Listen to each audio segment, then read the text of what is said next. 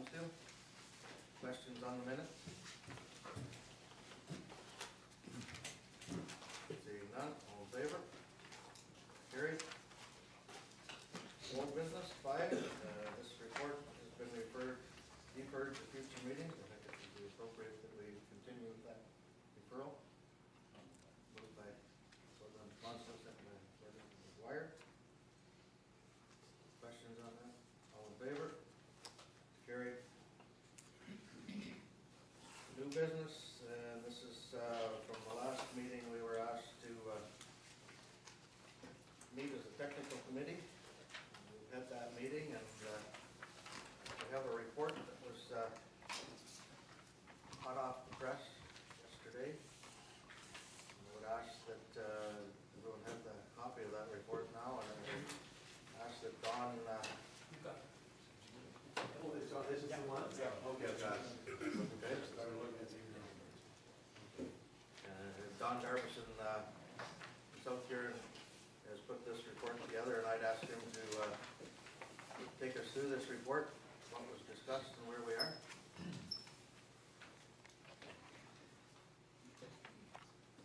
The technical committee. Yeah, you can sit if you want, as long as they can hear you. You don't have to.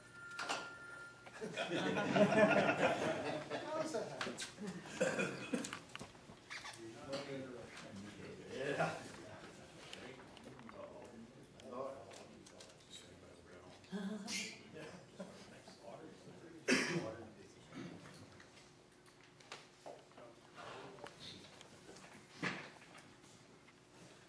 Sorry about that. So as directed by the sewage board, the technical committee met on Friday, January 13th at 10 o'clock at St-Huron municipal offices. The mayors were in attendance. CAO Roy Hardy was there, and Brent Kittmer, Representative Bluewater, Nick from Lambton Shores, and myself, and Bill Bousey from Dillon. What was discussed, the first item was the full build single treatment train. I've outlined the points here, and I'll just briefly hit them. And if there's any questions, I prefer that as we go through the section, Okay. and ask questions at that point. And it's draft in bold because this is a document prepared by St-Huron, and none of the other parties have had an opportunity to review it or to comment on it. So the first point of discussion was the need to rescind, for Lambton Shores Council to rescind the current motion for a full build double train. I just caution, where I say agree in the report, it's metaphorically, it's the parties discussed and agreed in principle. So there's no legal agreement here until this is ratified by the municipal councils. The second point is all parties agreed that a phased plant, which is a full build, single treatment train, would provide, or would be sufficient in the near term, especially with Bluewater withdrawing from the project. And it really is just a question of when expansion is necessary and how do we do that. The next point is that it was agreed in principle that a future plant expansion would be initiated when actual usage or actual flows exceed 80% of the rated capacity of the plant. Now, Lambton Shores representatives did express a concern about a future plant expansion could be initiated by a large development. Clause 29 and 30 of the existing joint agreement appears to accommodate that. That it was noted that from Lambton Shores representative that there would have to be checked and concurrence from the other municipal solicitor. Move on to the next point.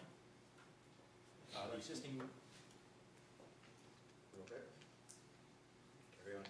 existing lagoon capacity, this is unchanged from what we had discussed at the last board meeting, that there was an agreement in principle that the remaining unused capacity in the lagoon could be reallocated to accommodate any use within the service area while the plant's being built.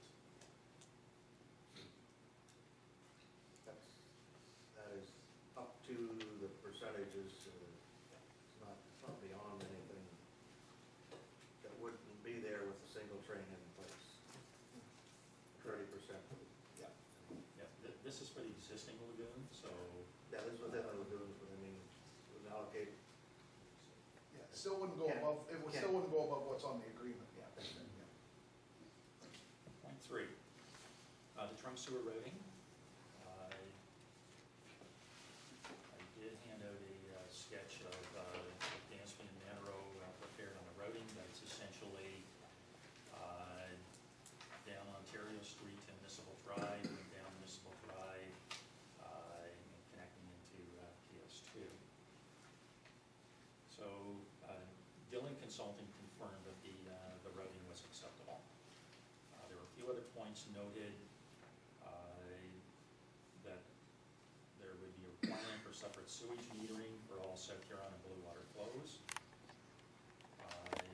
There was an agreement in principle that this joint Blue Water South Huron trunk sewer would be separate from Lambton Shores sewage collection system, except where it was not technically possible to separate it, which is close to the pumping station.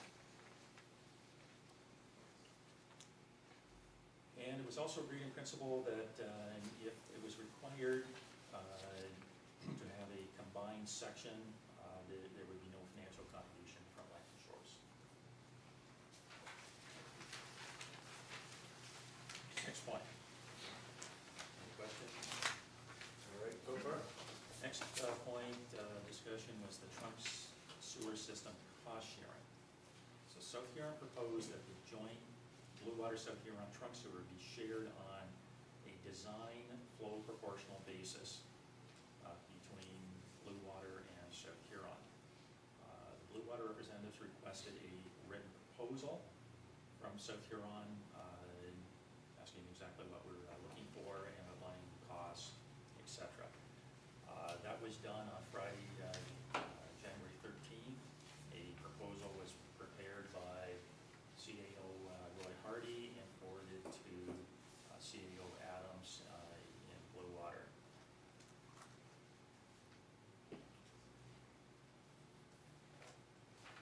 Okay. Next point, the main pumping station, PS2 maintenance items and any upgrades. Briefly hit the major points in the report. I've got a brief version of just the verbiage part of the PS2 report submitted to the board. I'll move on to Dillon Consulting confirmed that the capacity and condition assessment of PS2 and the condition assessment of the force main were acceptable. Dillon Consulting are still reviewing the transient analysis of the force main, which goes from PS2 down to the sewage lagoon.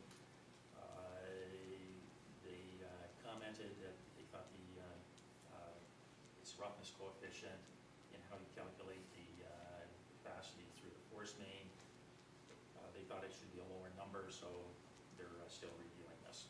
So we're still waiting for an answer on that part.